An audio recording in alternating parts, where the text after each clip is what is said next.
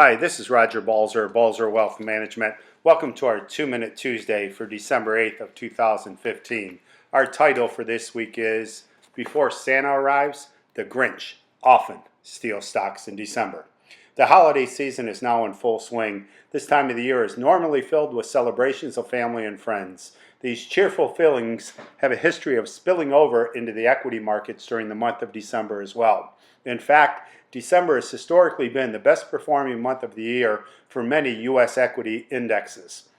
The Stock Traders Almanac says that on average, December is the single best performing month for the S&P 500 and Russell 2000 indices. That's based on data back to 1950 and 1979 respectively. Also, it's the second best performing month for major market indices such as the Dow Jones Industrial Average, the NASDAQ Composite, and the Russell 1000. While December is on average a strong month for equities, it's often thought that much of the returns for the month come in the latter half of the month. The Stock Traders Almanac confirms it in its Santa Claus Rally study, which I'll discuss in detail closer to the end of the month. But basically, the study states that Santa Claus tends to come to Wall Street nearly every year, bringing a short, sweet, and respectable rally within the last 5 days of the year and the first 2 in January. The research shows that since 1969, the S&P is up about 1.4% on average over that 7-day span. When I dug deeper into the study, we found out that the Santa Claus rally success rate is about 73%.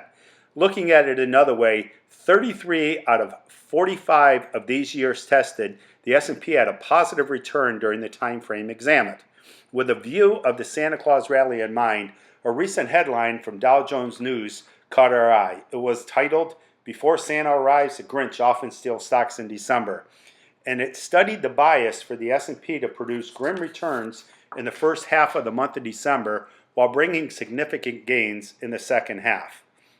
I want to take a closer look at this theory through the eyes of the S&P 500.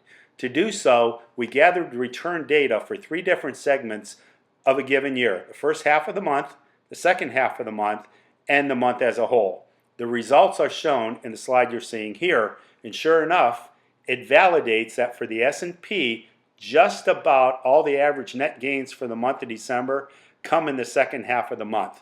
Taking this one step further, the data shows the S&P has a positive return in the first half of the month about 60% of the time versus a 77% success ratio of positive returns in the second half of the month. What you're looking at here is a chart of the S&P 500 on a 20-point chart. Notice it's been in a positive trend since 2009, and it has nearly fully recovered since the August correction of this year. Resistance for the S&P exists in the 2120 area, which is that green arrow that you see, while near-term support is at the 1940. Beyond that, 1860 would be considered long-term support for the index. From here, we'll just have to wait and see what December holds for the markets. Keep an eye out for the Grinch, and let's hope the Santa comes early. Remember, if you have a stock, bond, or mutual fund you'd like us to take a look at, please get in touch with us at 440-934-3114 or shoot us an email to roger@balzerwealth.com. Till next week, make it a great week.